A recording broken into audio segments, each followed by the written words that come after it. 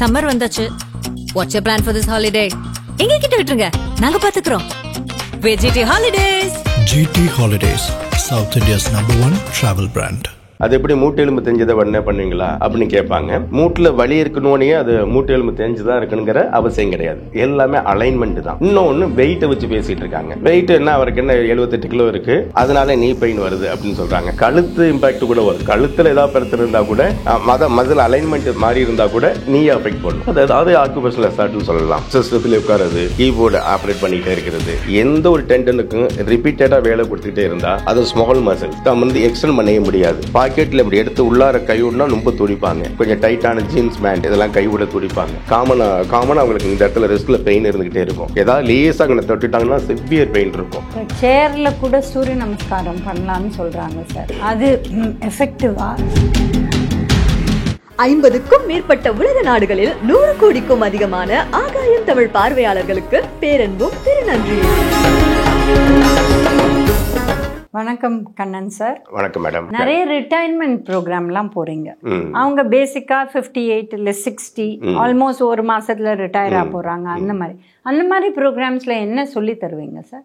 அவங்களுக்கு ஜென்ரலான எக்ஸசைஸ், அவங்க ஏஜ் ரிலேட்டடான எதிர்பார்க்கக்கூடிய பிரச்சனைக்கு முக்கியமான ஓஏ, ஆஸ்டியோஆர்த்தடிஸ், மசிலில் டோனிங் பண்ணுறோம், நெக் ஸ்டிஃப்னஸ், பேக் பெயின், நடக்கிறதுக்கு தடுமாறுவாங்க, அதுக்கு என்ன அந்த பர்டிகுலர் மசிலுக்கான எக்ஸசைஸ், இதை ஃபோக்கஸ்டாக அவங்களுக்கு அட்வைஸ் பண்ணி இது மாதிரிலாம் எதிர்பார்க்கக்கூடிய பிரச்சனைகள் வரும், அதுக்கு இந்தந்த மசிலை இப்படி ஸ்ட்ரென்தன் பண்ணுங்க அப்படிங்கிற அட்வைஸ் அவங்களுக்கு கொடுப்போம். அவங்க ரொம்ப பயனுள்ளதாக இருக்கும். அது இல்லாமல் அங்கேயே வந்து நீ பெயின் வர்றவங்களுக்கு அந்த ஸ்பாட்லேயே நிறைய பேருக்கு ஒரு 50% மேலே ரிலீஃப் கொடுப்போம்.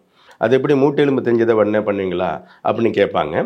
மூட்டில் வலி இருக்கணும்னே அது மூட்டு எலும்பு தெரிஞ்சுதான் இருக்கணுங்கிற அவசியம் கிடையாது. எல்லாமே அலைன்மெண்ட் தான். உங்களுக்கு தையங்களை இருக்கக்கூடிய முக்கியமான மசில் குவாட்ரிசெப்ஸ். அந்த குவாட்ரிசெப்ஸ் அலைன்மெண்ட் கரெக்டாக இருந்தால் நீல ஸ்ட்ரெயின் இருக்காது.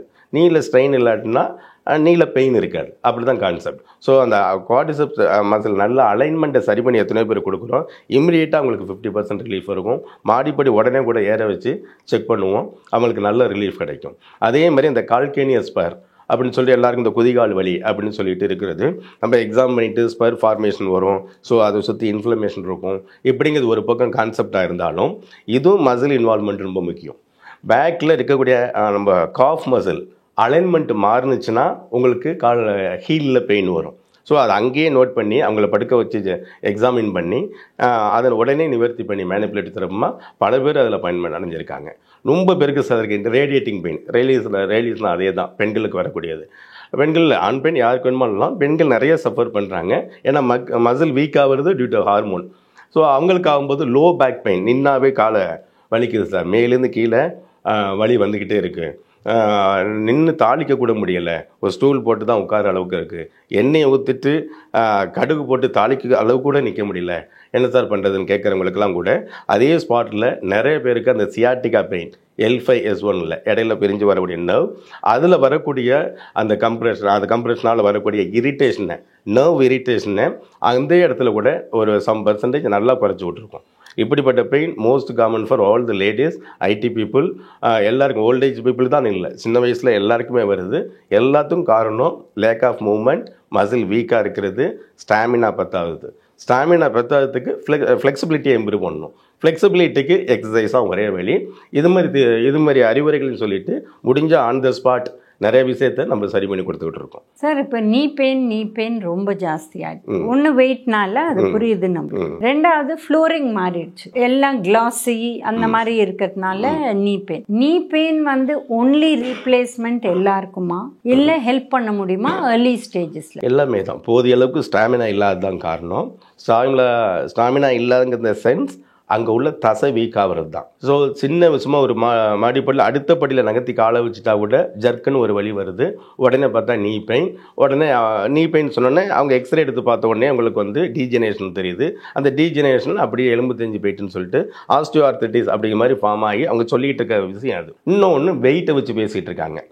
வெயிட் என்ன, அவருக்கு என்ன 78 கிலோ இருக்குது, அதனால நீ பெயின் வருது அப்படின்னு சொல்கிறாங்க. அது ஒரு பெரிய டாபிக் மேடம். உண்மையில் வெயிட்னால தான் நீ பெயின் வருதா, இல்லை ஏஜ் ஆனதுனால நீ பெயின் வருதா அப்படிங்கிறத ஒரு தனி டாப்பிக்காக பேச வரும். எனக்கு அதில் முழு நம்பிக்கை இல்லாததுனால நான் அதை அவ்வளோ தூரம் டச் பண்ண விரும்பலை மேடம். ஆனால் நான் பொதுவாக அதுக்கு விளக்கம் சொல்கிறேன். அது இன்னும் ஒரு படி மேலே போய் சொல்லணும்னா தசைக்கு படிப்பும் கிடையாது, இன்வெஸ்டிகேஷன் கிடையாது. தசைக்கு ஒரே ஒரு படிப்பு myology. It deal only the anatomy and physiology of the muscle. ஒரு ஃபங்க்ஷன் எங்கே ஆரம்பிக்குது, ஒரு தசை எங்கே முடியுது, அது எந்த ஃபங்க்ஷனுக்கு யூஸ் ஆகுது, அப்படி தான் இருக்குது. அப்புறம் டிபிக்கலாக இருக்கக்கூடிய அப்ளைட் அனாட்டமி, உதாரணமாக கையில் ஓங்கி இங்கே எடுத்தால் ரேடியல் பால்ஸ் வரும் அப்படிங்கிற மாதிரி ஒரே கான்செப்டெல்லாம் வச்சுருக்காங்களே தவிர நகர்ந்து ஒரு வழி வந்தால் அது கண்டுபிடிக்கிறதுக்கு இன்வெஸ்டிகேஷன் இல்லை. எம்ஆர்ஐ பண்ணிட்டார், ஸ்கேன் பண்ணிட்டார், எல்லாமே நார்மல் இருக்குது. ஆனால் அவருக்கு வழி இருக்குது. ஏன்னா நீல இருக்கக்கூடிய ப்ரெஷர், அந்த ப்ரெஷர் எங்கேருந்து வருது, முதுகுலேருந்து வருதா, தையிலேருந்து வருதா, கழுத்து இம்பேக்ட் கூட வரும். கழுத்தில் ஏதாவது பிரச்சனை இருந்தால் கூட மசில் அலைன்மெண்ட் மாறி இருந்தால் கூட நீ அஃபெக்ட் பண்ணும். இது எங்கன்னு அவர் நடக்க வச்சு பார்ப்போம். என்னுடைய எக்ஸாமினேஷன் ஃபிசிக்கல் எக்ஸாமினேஷன், அவர் நடந்து வரும்போதே பாதி அவருக்கு இந்த பிரச்சனை தான் கண்டுபிடிக்கணும். அப்புறம் அவருடைய கம்ப்ளைண்ட்டை கேட்கணும். அப்புறம் தான் எக்ஸ்ரே ஸ்கேன் இதெல்லாம் வரும்போது அவருக்கு என்ன கேட்பேன்னா, உங்களுக்கு போனில் ஃப்ராக்சர் இருக்கா இல்லையா, அதை மட்டும் ரூல் அவுட் பண்ணிட்டு வாங்கம்மே. இல்லைன்னு சொல்லிட்டா அது எங்கே வேணுமாலும் இருக்கும்னு தேடி பார்த்து அந்த மூட்டு வலிக்கு நிறைய பேருக்கு நிவாரணம் கொடுக்குறோம். அது ஏசிஎல் பிசிஎல் இருந்தால் கூட அதுக்கெலாம் நம்ம நிவாரணம் கொடுத்துக்கிட்டு இருக்கோம். எல்லாமே 5 to 10 நாளில் 15 நாளில் நல்ல ரிலீஃப் கிடைக்கும். 3 நாள் 4 நாளில் அவங்க கம்ப்ளைண்ட் போயிடும். கம்ப்ளைண்ட்னா வீக்னஸ் இருக்குன்னு சொல்லுவாங்க காலில், அது சரியாயிரும். நடக்க முடியலன்னு சொல்லுவாங்க, கால் தேய்ச்சி தான் நடக்குதுன்னு சொல்லுவாங்க. இந்த கம்ப்ளைண்ட் எல்லாமே 5 days சரியாகிடும். மொத்தம் அந்த பிரச்சனை சரியாகிறதுக்கு 2 weeks வரைக்கும் ஆகலாம். எல்லாமே depends upon the severity of the problem. சில பேர் பாக்கெட்லேருந்து ஃபோன் கூட எடுக்க முடியாது, எடுத்துட்டு அதை பிடிச்சிட்டு கூட பண்ண முடியாது. இந்த அளவுக்கு அவங்க ஹேண்ட்ஸ் ஃபிங்கர்ஸ் எல்லாம் வீக் ஆயிடுது. இது ஏன் சார்? அது ஆக்குபேஷனல் அசால்ட்னு சொல்லலாம். சிஸ்டத்தில் உட்காருது, கீபோர்டு ஆப்ரேட் பண்ணிக்கிட்டே இருக்கிறது, எந்த ஒரு டெண்டனுக்கும் ரிப்பீட்டடாக வேலை கொடுத்துக்கிட்டே இருந்தால் அது ஸ்மால் மசில்ஸ். நீங்கள் சொல்கிறது டீக்வாரியன் அப்படிங்கிற டிசீஸ், அது பேர் தான் டிசீஸ்னு பெருசாக இருக்கும், அது ஈஸியாக சரி பண்ணிக்கலாம். அதுதான் நிறைய தம்பை யூஸ் பண்ணிக்கிட்டே இருக்கிறவங்க எல்லாருமே அந்த டீக்வாரியன்கிற ஒரு இது அடக்டர் பாலிசஸ் லாங்கஸ், எக்ஸ்டென்சர் பாலிசஸ் ப்ரீவியஸ்னு பேர். அந்த 2 மசிலும் ஸ்ட்ரெயின் ஆகும். அந்த மசில் தான் அதுக்கு ரொம்ப ஓவர் யூஸ் வரும். அது ஆக ஆக தம்பை பார்த்தீங்கன்னா இப்படி கீழே இறங்கிடும். எக்ஸ்டெண்ட் பண்ணவே முடியாது. பாக்கெட்டில் இப்படி எடுத்து உள்ளார கைவிடனா ரொம்ப துடிப்பாங்க. கொஞ்சம் டைட்டான ஜீன்ஸ் பேண்ட் இதெல்லாம் கைவிட துடிப்பாங்க. காமனாக அவங்களுக்கு இந்த இடத்துல ரெஸ்ட்டில் பெயின் இருந்துக்கிட்டே இருக்கும். ஏதாவது லேஸாக அங்கே தொட்டுட்டாங்கன்னா சிவியர் பெயின் இருக்கும். இது எல்லாமே இந்த டீக்வாரியன்கிறது, அதுவும் ஒரு ஆக்குபேஷனல் ஹசார்ட்னு சொல்லலாம். ஐடி பீப்புளுக்கு நிறைய பேருக்கு வருது. சார், ஸ்போர்ட்ஸ் பர்சன்ஸோட நீங்கள் ஒர்க் பண்ணுறீங்க, கிரிக்கெட்டர்ஸ், நீங்கள் கிரவுண்ட்லேயே கூட போய் அவங்களுக்கு ஹெல்ப் பண்ணி என்னெல்லாம் ஹெல்ப் பண்ணுவீங்க சார்? இல்லை, அங்கே அதே தான் வரக்கூடிய ஃபஸ்ட்டு இதுக்கு முந்தைய நாங்கள் பெரும்பாலும் வார்ம் அப் பண்ண எக்ஸசைஸ் கொடுத்துருவாங்க, இல்லைன்னா கொடுக்க சொல்லுவோம்.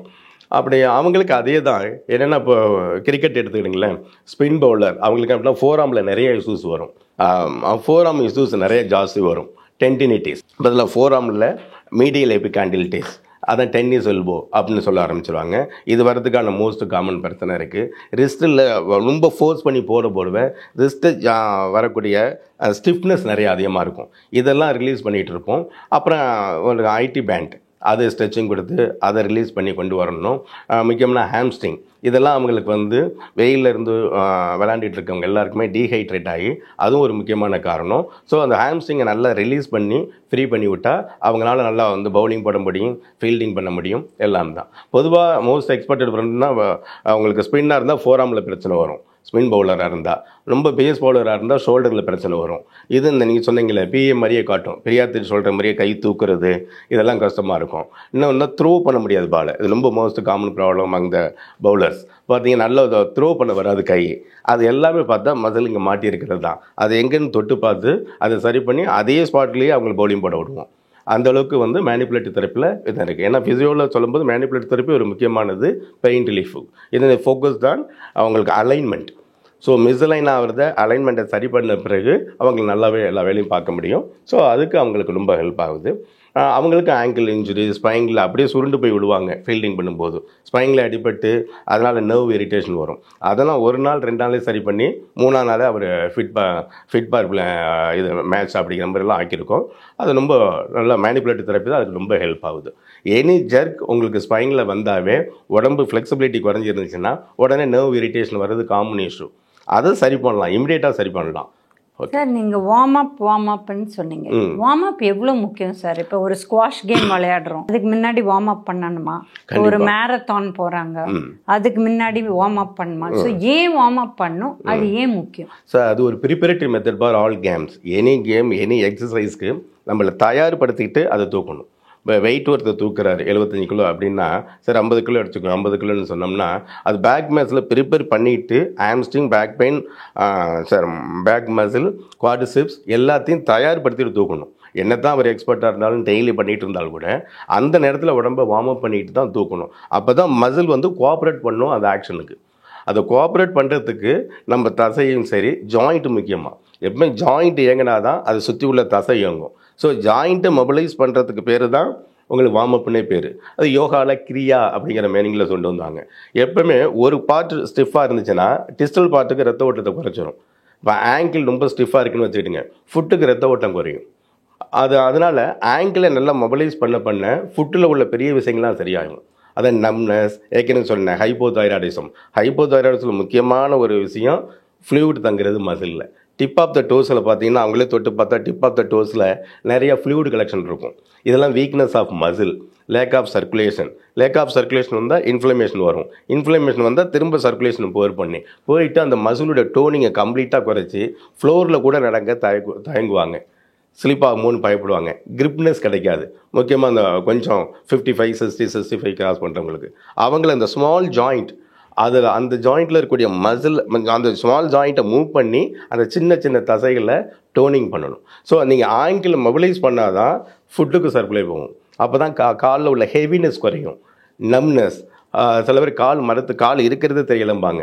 பிளாஸ்டிக் கால் மாதிரி இருக்கேம்பாங்க ஓல்டேஜில். இது எல்லாமே lack of circulation the outer layer of the foot. அதுக்கு சர்க்குலேஷன் இம்ப்ரூவ் பண்ணோம்னா ஆங்கிளுக்கு நல்ல ரொட்டேஷன் கிடைக்கணும். இந்த ரொட்டேஷன் எல்லாம் என்ன பண்ணுறாங்க full range of movement maintain பண்ணுறதில்ல. அதுக்கு தான் சூப்பர்விஷன் வேணும். ஒரு ஆள் எக்ஸ்பர்ட்னா ஆள் கவனிக்கணும். இல்லாட்டி நம்ம இப்படி தானே அப்படின்னு பண்ணக்கூடாது. Full range of movement achieve பண்ணால் தான் அது எஃபெக்டிவ் எக்ஸசைஸாக மாறும்.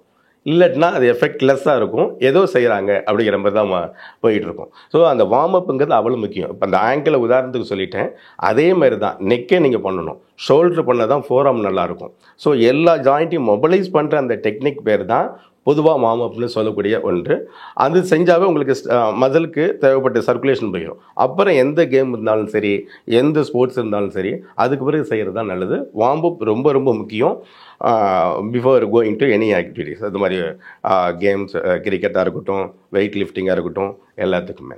ஸோ அது ஒரு நல்ல ஒரு ப்ரிப்பரேட்டிவ் மெத்தட். சார் இந்த சியாட்டிகா ப்ராப்ளம்னு எல்லாரும் சொல்கிறாங்க. அது என்னது, அது எப்படி க்யூர் பண்ணுவீங்க? ஓகே, சியாட்டிகா ப்ராப்ளங்கிறது அந்த L5-S1 ரூட்லேருந்து பிரிஞ்சக்கூடிய அந்த சியாட்டிங்கிறது என்ன ஒரு நர்வோடைய பேர். பேக் ஆஃப் த லெக்குக்கு சப்ளை பண்ணக்கூடிய அந்த நர்வுக்கு பேர் சியாட்டிகா. அதனால் வரக்கூடிய அந்த இரிட்டேஷனுக்கும் சியாட்டிகான்னு ஒரு கண்டிஷன் வச்சுருக்காங்க. அது ஏற்கனவே சொன்ன மாதிரியும் அது நேச்சுரல் ஃபெனமினன். போன் எலும்பு தேயிறங்கிறதோ இதெல்லாம் வருது. நிறைய பேருக்கு சிம்டமேட்டிக்காக இருக்கும். பல்ஜ் ஆகிருக்கும் ஆனால் பெயின் இருக்குங்கிற அவசியம் இல்லை. சிலருக்கு மைல்டாக பல்ஜ் ஆன உடனேயே சிவியர் பெயின் வரும். குனிஞ்சு நடக்காங்க, காலை ஊன முடியாது, ஒரே எரிச்சல் இருக்கும் பாதத்தில். 2 பேர் தூக்கிட்டு கூட கிளினிக் வருவாங்க. ஆனால் அவங்கெல்லாம் பார்த்து எந்த இடத்த கரெக்டாக அங்கே மேனிப்புலேஷன் தான் யூஸ் ஆகும். அவங்களுக்கு அந்த அலைன்மெண்ட்டை சரி பண்ண உடனேயே அவங்களுக்கு இரிட்டேஷன் போகும். ஏற்கனவே சொல்லிட்டேன், டீஜெனரேஷனுங்கிறது காமன் இஷ்யூஸ். வர்றவங்க அத்தனை பேருக்கும் சியாட்டிக்கா வர்றதில்லை. யாருக்கு தசை வீக்காக இருக்கோ யாருக்கு அலைன்மெண்ட் மாறுதோ 2 விஷயம் எடுத்துக்கணும். அங்கே வர என்ன போனில் வர கம்ப்ரெஷன் ஒன்று எடுத்துக்கிட்டிங்களாலும் ப்ரெஷர்னும் மசிலில் ட்ராவல் ஆகுது பாருங்கள் அந்த சியாட்டிக் நர்வ். அதில் அந்த நர்வ் ட்ராவல் பண்ணுற அந்த நர்வில் தசையோடைய அழுத்தமும் இருக்கும். இந்த தசையோடைய அழுத்தத்தை யாருமே கணக்கில் எடுத்துக்க மாட்டாங்க. எக்ஸ்ரே எடுப்பாங்க, ஸ்கேன் எடுப்பாங்க. L5-S1 நேரம் இருக்குது, பல்ஜாக இருக்குது, அந்த நர்வ் இரிட்டேஷனால தான் பெயின்னு முடிச்சிருவாங்க. அது மட்டும் இல்லை, தசையினுடைய அழுத்தத்தினாலையும் சியாட்டிகா நர்வ் வரும். ஸோ அது கோணலாக நடப்பாங்க. ஃபங்க்ஷனல் ஸ்கோலியோசிஸ்லாம் வரும். இதை அட்ஜஸ்ட் பண்ணி நடந்து வலி வரக்கூடாதுன்ட்டு தானே உடம்பு மாற்றிக்கும். வரக்கூடிய அந்த ஃபங்க்ஷனல் ஸ்கோலியோசிஸ் இதெல்லாம் கரெக்ட் பண்ணாவே அந்த ப்ரெஷரை குறைச்சாவே சியாட்டிகா அவங்களுக்கு 80-90% குறைஞ்சிரும். அப்புறம் 10-20% அவங்க எக்ஸசைஸ் பண்ணாதான் ஃபர்தராக வராமல் இருக்கும். இது எதுக்கு இண்டிகேஷன்னா உங்கள் லோ பேக் ரொம்ப ஸ்டிஃபாக இருக்குது அப்படிங்கிற இண்டிகேஷன் தான் அந்த பெயின். லோ பேக் மசில் ரொம்ப வீக்காக இருக்குது அப்படிங்கிற இண்டிகேஷன் தான் அந்த பெயின் வந்திருக்கு. பெயினை எப்படியோ மேனிப்புலேட்டிவ் தெரப்பியில் சரி பண்ணிடுவோம். ஆனால் ஃபர்தராக வராமல் இருக்கிறதுக்கு அவங்களுக்கு எக்ஸசைஸில் கொஞ்சம் அவேர்னஸ் வேணும். அது செஞ்சுக்கிட்டே இருந்தால் பேக் மசிலை டோனிங் பண்ணிட்டா அந்த சியாட்டிகா அதனால் வரக்கூடிய வலியை நம்ம வராமல் பாதுகாத்துக்கலாம். வந்த பெயினை சியாட்டிகா மூலமாக தான் சரி பண்ண முடியும். அந்த அக்யூட் ஸ்டேஜில் எந்த எக்ஸசைஸும் ஹெல்ப் பண்ணாது. ஃபஸ்ட்டு ரெஸ்ட்டு தான் அவங்களுக்கு. அதுக்கு பிறகு இதெல்லாம் செஞ்சு இதுவும் 3 நாளையும் சரியாகும். 15 நாள் ஆகும் கண்டிப்பாக. ஆனால் 3 to 5 நாளில் நல்ல நிவாரணம் கொடுக்கலாம். முள்ளால் எடுக்கிற மாதிரி தான், இது ஒன்றும் மசாஜ் மாதிரி நினைக்க வேண்டாம். அதை கொண்டு எல்லாம் பொறுத்துக்கணும். முள்ளால் எடுக்கிற மாதிரி உள்ள விஷயந்தான் அந்த மேனிப்புலேட்டிவ் தெரப்பி. பெயின் இருக்கும், கொஞ்சம் பொறுத்துக்கணும். 3 நாள் 5 நாளைக்கு பிறகு அவங்களே ரொம்ப ஹாப்பியாகி நல்லா நடந்துட்டு வருவாங்க. அதுக்கு பிறகு கோஆப்ரேட் பண்ணுவாங்க. அந்த 5 நாளைக்குள்ளே அவங்க வழியை பொறுத்துக்கிட்டாங்கன்னா அவங்களுக்கு நல்ல நிவாரணம் கொடுக்கலாம். சியாட்டியாவுக்கு ஒரு வரப்பிரசாதம் அந்த மேனிப்புலேட்டிவ் தெரப்பி. ஒரு அற்புதமானது, ஸ்கில் ரிலேட்டட். ஸோ அதனுடைய ரூட்டு தலை உச்சிலும் இருக்கலாம், ஷோல்டர்லையும் இருக்கலாம், ஸ்கேப்புலாவிலும் இருக்கலாம், மிட் பேக்லையும் இருக்கலாம், ஹீல்லையும் இருக்கலாம். அது எங்கேன்னு பாயிண்ட் அவுட் பண்ணி சரி பண்ணுறது தான் அதனுடைய திறமையே. அதை நம்ம நிறைய கேசஸ் அதுலேருந்து பார்த்ததுனால நமக்கு பேர் கிடைக்கிறது சியாட்டிகா மூலமாக தான். ஸோ நீங்கள் என்ன விரும்புகிறீங்க சார் நேயர்களுக்கு சொல்ல? இல்லை, இந்த மேனிப்புலேட்டிவ் தெரப்பியை பற்றி இப்போ யாருமே தெரியாத ஒரு விஷயமா இருக்குது. ஃபிசியோதெரப்பினாவே எலக்ட்ரோதெரப்பி தான் அப்படிங்கிறத தான் நினச்சிக்கிட்டு மக்கள் போய் எடுத்துகிட்டு வராங்க. அதில் புதைஞ்சிருக்கிற ஒரு பொக்கிஷம் எம்எம்டிங்கிற மசில் மேனிப்புலேட்டிவ் தெரப்பி. அது நாங்கள் தியரியாக படிப்போம், ப்ராக்டிக்கல் கிளாஸ் இருக்குது, எல்லாமே பண்ணுவோம். ஆனால் பேஷண்ட்டுக்கு யாரும் இம்ப்ளிமெண்ட் பண்ணுறதில்ல, மிக குறைவாக. நிறைய பேருக்கு தெரியும், அதை சக்ஸஸ்ஃபுல்லாக நிறைய ஃபிசியோதெரபிஸ்ட் பண்ணிகிட்டு இருக்காங்க. அதெல்லாம் ரொம்ப சந்தோஷமான விஷயம். அவங்க நல்லா பண்ணி இந்த மேனிப்புலேட்டிவ் தெரப்பியை ஃபுல் ஃப்ளெஜ்ஜாக அதை இம்ப்ளிமெண்ட் பண்ணி பேஷண்ட் மேலே எல்லாருக்கும் வலி நிவாரணம் கொடுக்கணும்னு கேட்டிருக்கேன். நான் பொதுவாக அந்த காலத்தில் 97, 98லேருந்து எனக்கு இதில் தான் ஆர்வம் அதிகம். அப்போலேருந்து அந்த ஸ்கில்லை யூஸ் பண்ணி நிறையா கொஞ்சம் கற்று வச்சதுனால அவங்களுக்கு பேஷண்ட்டுக்கு நல்ல வலி நிவாரணம் கொடுத்துக்கிட்டு இருக்கேன். நல்ல பயனடைகிறாங்க. அதுமாதிரி பேஷண்ட்டும் உங்களுக்குள்ள வலிக்கு மேனிப்புலேட்டிவ் தெரப்பியை தேடி பார்த்து அவங்கள்ட்டேருந்து நல்ல நிவாரணம் அடைஞ்சிக்கிடுங்க. மேனிப்புலேட்டிவ் தெரப்பி ஒரு அற்புதமான ஒரு கலை. சார் நீங்கள் யோகாவும் படிச்சிருக்கீங்க, ஃபிசியோதெரப்பியும் படிச்சிருக்கீங்க. ஸோ இது ரெண்டும் சேர்த்து ட்ரீட் பண்ணுறீங்களா? கண்டிப்பாக, அதுதான் எனக்கு ரொம்ப ஹெல்ப்ஃபுல்லாக இருக்குது. இப்போ எக்ஸசைஸ் தெரப்பின்னு நாங்கள் அங்கே படிக்க போகும்போது ஃபிசியோவில் என்ன பிரச்சனையும் ஒரு some set of exercise, spinal extension exercise அப்படின்னு ஒரு 4, 3 இப்படி தான் படிச்சுக்கிட்டு இருப்பாங்க. ஒரு 5 படிப்பாங்க. நம்ம கொஞ்சம் அந்த காலத்தில் நம்ம 92, 93லேருந்து கொஞ்சம் யோகா ப்ராக்டிஸ் நிறைய இருக்கிறதுனாலையும் பிறகு குவாலிஃபைடு யோகா கோர்ஸ் எல்லாம் முடித்ததுனாலையும் இப்போ என்ன கொஞ்சம் அதை சயின்டிஃபிக்காக நம்ம யோசித்து சிம்பிளிஃபை பண்ணி எல்லா யோகாவையும் அவங்களுக்கு நல்ல ஒரு வலி நிவாரணத்துக்கு அதை நான் பயன்படுத்திக்கிறேன். அதனால் இப்போ நிறைய பேர் அந்த சப்போர்ட்டில் உண்டாங்க. ஏன்னா நிறைய பேருக்கு இப்போது யோகா டீச்சராகவும் தெரியும், ஃபிசியோதெரபிஸ்டாகவும் தெரியும். ஸோ ரெண்டும் இருக்கிறதுனால அதை கம்பைன் பண்ணி கொடுக்கும்போது அவங்களுக்கு ரிலீஃப் ரொம்ப நல்லா இருக்குது. அதனால் யோகாவை அப்படியே கொடுத்துடக்கூடாது. இப்போ வக்ராசனம் அப்படி இருக்குன்னா வக்ராசனத்தை அப்படியே கொடுத்துடக்கூடாது. அதை கொஞ்சம் மாடிஃபை பண்ணி அவங்க பிரச்சனைக்கு தகுந்த மாதிரி அந்த பயிற்சியை நம்ம கொடுக்கறதுனால தான் அவங்களுக்கு நல்ல ரிலீஃப் கிடைக்குது. அதனால தான் பீப்புள் நிறைய பேர் வந்துட்டு இருக்காங்க. இப்போ சேரில் கூட சூரிய நமஸ்காரம் பண்ணலான்னு சொல்கிறாங்க சார், அது எஃபெக்டிவா? சூரிய நமஸ்காரத்தை சூரிய நமஸ்காரம் மாதிரி தான் மேடம் பண்ணுறோம்.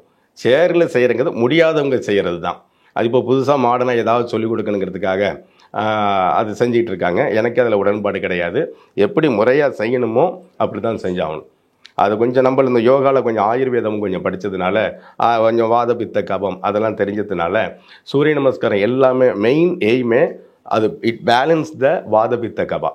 அது ரொம்ப முக்கியமான ஒரு விஷயம். அந்த கான்செப்டில் பார்க்க போகும்போது எனக்கு இந்த சேரில் உட்காந்துட்டு பண்ணுறது இதெல்லாம் எனக்கு அவ்வளோ உடன்பாடு கிடையாது. முறையாக 12 ஸ்டெப்பும் கரெக்டாக அதில் விழணும், அப்படி தான் செய்யணும். அதனால் இப்போ அது ரொம்ப ரொம்ப அந்த டேக்ட் மார்க்கு அதாவது எப்படின்னா சூரிய நமஸ்காரம் எல்லாம் என்னென்னா முதல் வகுப்புலேயே ஆரம்பிச்சிடறாங்க. அது எப்படிங்கிறது தெரியல. சூரிய நமஸ்காரங்கிறது ஒரு 2 வருஷம் ஆசன பயிற்சி பண்ணால் தான் சூரிய நமஸ்காரமே செய்ய முடியும். அது எப்படின்னு தெரியல. முறை நாளே அந்த 12 ஸ்டெப்புங்கிறதுனால 12 ஸ்டெப்பு அப்படியே வரிசையாக செய்ய ஆரம்பிச்சிடுறாங்க. உண்மையான நல்ல பயன் கிடைக்கணும்னா 1 இன்ச்சு கூட நகரக்கூடாது சூரிய நமஸ்காரத்தில். கையை கீழே கொண்டாந்து பாதகஸ்தாசனம் வச்சுட்டிங்கன்னா திரும்ப முடிஞ்சு வரும்போது அதே இடத்துல நிற்கணும். அதாவது இந்த 8 அடி உடம்புக்குள்ளே அந்த எந்த உடம்புக்குள்ளே 12 ஸ்டெப்பும் போட்டு பண்ணணும். ஒவ்வொன்றிலையும் வாதபித்த கபத்தினுடைய விளைவு அதில் தெரியும். நீங்கள் நின்றுட்டு பின்னால் குனிஞ்சிங்கன்னா கபத்துக்குள்ளது, முன்னால் குனிஞ்சிங்கன்னா அப்படியே பித்தத்துக்குள்ளது, அப்படியே பின்னால் ஸ்ட்ரெச் பண்ணி முன்னா அதை கபமும் இருக்கும் வாதமும். இது ஒரு பெரிய கான்செப்ட் மேடம் இது. ஸோ இந்த ஆயுர்வேதா நாலேஜ் இருந்தால் அது எப்படி நம்ம உடம்புல வாதபித்த கபத்தை முறைப்படுத்துங்கிறத தெரிஞ்சுக்கலாம். ஆனால் கரெக்டான டேக்டில் பண்ணணும். பண்ணக்கூடியவங்க 10ல் ஒருத்தவங்க தான் பண்ண முடியும். இது நிறையாலாம் செய்ய முடியாது. டேக்ட் வைஸ் பண்ணிங்கன்னா 10 செஞ்சாவே திணறி போயிருவீங்க. மந்த்ராஸை தனியாக சூரியனை பார்த்து சொல்லணும். அதுவும் இட் ஆக்டிவேட் யுவர் சக்கராஸ். இங்கவும் வாதபித்த கவா ஆல்சோ பேஸில் போனால் அங்கே சக்கரால் தான் முடியும். ஸோ உடற்பயிற்சியில் ஒரு பயனடைகிறது ஒன்றும், மந்த்ரா உச்சரிப்புள்ள அந்த அதிர்வுள்ள செய்கிறது ஒன்றும். ஸோ ரெண்டையும் குழப்பிக்கக்கூடாது. ரெண்டும் தனித்தனியாக பண்ணணும். ஸோ அவ்வளோ முக்கியமான ஒன்று சூரிய நமஸ்காரம். ஸோ அது கரெக்டாக பண்ணால் நல்ல பயன் இருக்கும். நின்றுக்கிட்டு தான் மேடம் செய்யணும். சேரில் ஏதோ மாடிஃபை பண்ணி இவங்க ஏதோ பண்ணுறாங்க. எனக்கு அதில் உடன்பாடு கிடையாது. இப்போது நீங்கள் எம்எஸ்சி சைக்காலஜியும் படிச்சிருக்கீங்க sir. So with yoga, meditation, sanding, so அதையும் கம்பைன் பண்ணி அதுலேயும் ஹெல்ப் பண்ணுறீங்களா? நான் இப்போ இந்த சைக்காலஜியும் படித்ததுனால சைக்கோ சொமாட்டிக் எதனா அது ப்ரொஃபஷனாக எடுத்தனால பண்ண முடியல. ஆனால் தேவைப்படும் போது ஒரு சில பேர்களுக்கு அதெல்லாம் நாங்கள் பயன்படுத்தி கொடுத்துக்கிட்டு தான் இருக்கிறோம். மனம் சார்ந்து உடலில் வரக்கூடிய நோய் சைக்கோ சொமாட்டிக் டிஸார்டருக்கு எங்களுக்கு அக்ஷர மெடிடேஷன் ஒன்று இருக்குது. அக்ஷர மெடிடேஷனில் வச்சு நம்ம உடம்புல இருக்கக்கூடிய அதாவது இப்படி மனசோர்வுலேருந்து, பயத்திலேருந்து, இனம் புரியாத பயம்னு சொல்லுவோம் இல்லையா, ஆங்ஸைட்டி, இதெல்லாம் போக்குறதுக்கான சில வழிமுறைகள் இருக்குது. அது நம்ம யோகா ப்ளஸ் அந்த மந்த்ராஸ் இதெல்லாம் கலந்து ஒரு டெக்னிக் ஒன்று இருக்குது. அது சிலருக்கு ரொம்ப டிப்ரெஷனாக இருக்கிறவங்க ரொம்ப பிடிச்சி விரும்பினா சிலருக்கு நம்புகிறவங்களுக்கு அதை நான் சொல்லி கொடுத்துக்கிட்டு இருக்கேன். அது நல்ல உடம்பு ஃபுல்லாக நல்ல அதிர்வை ஏற்படுத்தி 7 சக்கராவையும் ரெஜினுவேட் பண்ணுற அளவுக்கு உள்ளக்கூடிய சில வார்த்தைகள் இருக்குது. அதுதான் நம்ம சொல்லி கொடுத்துருக்கோம். இதை நான் சொல்லலை, முன்னோர்கள் சொன்னது தான். அதை எடுத்து நம்ம செஞ்சிட்ருக்கோம். நிறைய ஆர்டிக்கல்லாம் அதை பற்றி எழுதியிருக்கேன். தைராய்டை பற்றியே நிறைய ஆர்டிக்கல்லாம் எழுதியிருக்கேன். ஆனால் அது எவ்வளோ பேர் படித்தாங்க பயன்பட்டாங்கிறது தெரியல. ஆனால் அப்பப்போ அதை பற்றி கால்ஸ் வருது. ஸோ அது ரொம்ப முக்கியமான வேணும்னா அதுதான் நான் செஞ்சிட்ருக்கேன். சின்ன வயசுலேயே ஆங்ஸைட்டி வருது. ஒரு சின்ன குழந்தைங்க இப்போ பார்த்தீங்கன்னா கவுன்சிலர் ஸ்கூல்லேயே இருக்காங்க. குழந்தைகளுக்கு எப்படி இது ஹெல்ப் பண்ண? எல்லாமே நடைமுறை மாறுறது தான் மேடம். இயல்பாக விளையாட விடுறதில்ல. மண்ணிலேயே தொடாமல் வளர்ந்தால் நல்லது நினைக்கிறாங்க. அப்படி இருக்கிறது பஞ்சபூதத்தோடைய உடம்பை இணைச்சி வளர்கிறது தான் நல்ல ஆரோக்கியமானது. குழந்தைகள் நல்ல மண் எல்லா இடத்தையும் வளர விடணும். அப்படி இருந்தால் தான் அவங்களுக்கு பொதுவாகவே மன வளர்ச்சியே நல்லாயிருக்கும். நம்மளாம் ஃபிக்ஸ் பண்ணி இப்படி தான் இருக்கணும், ஒரு கண்ட்ரோலுக்குள்ளே இருக்கணும் கொண்டு வரும்போது அது இயற்கைக்கு புறம்பாக போகுது. ஸோ அவங்க சொசைட்டியில் மாறி போகும்போது இயற்கையில் இருக்கிற சில விஷயத்துக்கு அவங்களுக்கு ஒத்து வர மாட்டுது. ஸோ அதனால தான் சின்ன வயசில் ஆன்சைட்டி இது மாதிரி விஷயங்கள்லாம் வருது. ஸோ பஞ்சபூதங்களோட கலந்து சூரிய வெளிச்சம், வேற இல்லை தண்ணி, இது காற்று, மண், இது மாதிரி இடத்தோடு உழவி பழக விடணும் ஃபஸ்ட்டு. ஸோ அப்படி இருந்தால் அது நல்லாயிருக்கும். இன்றைக்கி தான் அப்படி பெரிய கேஜுக்குன்னு சொல்லிட்டு அதுக்கு முன்னால் உடைய பிளே ஸ்கூல்னு சொல்லிட்டு ஒரு கண்டிஷனுக்குள்ளே ஃபிக்ஸ் பண்ணி கொண்டு வந்துடுறாங்க. இவங்க ஆர்டிஃபிஷியலான ஒரு நாலேஜை கொடுக்குற மாதிரி கொண்டு வந்துடுறாங்க. ஸோ அதனால் நேச்சுரலாக பழக வரும்போது இது மாதிரி கஷ்டங்கள், மன அழுத்தம், பயம், இது எல்லாமே அங்கே வருது. ஏன்னா இப்போ சயின்ஸுங்கிற பேரில் எகெயின்ஸ்ட் சயின்ஸ்லாம் கொண்டு வராங்க, மாறுதலான அறிவியல் எல்லாம் அதை உட்பட்டு கொண்டு வராங்க. ஸோ கொண்டு வரும்போது மனநிலை குழந்தைகளுக்கு பாதிக்க செய்யும். ஸோ மன ரீதியான பிரச்சனைகளை சந்திக்க தான் செய்யணும். ஸோ அவங்களுக்கு தான் சாண்டிங், நம்மளுக்கு வழிமுறைகளை நம்மளுடைய கலாச்சாரத்தில் நம்ம மரபில் உள்ளதை செஞ்சால் கூட போதும். இதெல்லாமே நம்ம பாரம்பரியமான விஷயங்களை நம்ம செஞ்சாவே போதும். மனநிலை நல்லா தான் இருக்கும். அதை தான் நம்ம ஊக்குவிக்கணும். Thank you sir. இவ்வளோ நேரம் நீங்கள் எல்லா கொஸ்டின்ஸ்க்கும் விவரமாக ஆன்சர் பண்ணி பப்ளிக்கு ரொம்ப ஹெல்ப்பாக இருந்திருக்கும்னு நினைக்கிறேன். ரொம்ப நன்றி மேடம். தமிழ் மரபோடு கூடிய, தமிழ் பாரம்பரியத்தோடு கூடிய உணவு வகைகளை மக்கள் ஆரோக்கியத்தை பாதுகாக்கிறதுக்கும் நோயினை தீர்ப்பதற்கும் வழிவகை செய்து கொண்டிருக்கின்ற ஊட்டச்சத்து நிபுணர் டாக்டர் தாரிணி கிருஷ்ணன் அவர்கள் என்னை பேட்டி எடுப்பது ரொம்ப பெருமையாக கருதுகிறேன். ரொம்ப சந்தோஷப்படுறேன். உங்களுக்கு நன்றி மேடம். நன்றி. சம்மர் வந்தாச்சு. What's your plan for this holiday? எங்க கிட்ட விட்டுருங்க, நாங்க பாத்துக்கிறோம். VGT Holidays. GT Holidays, South India's #1 travel brand.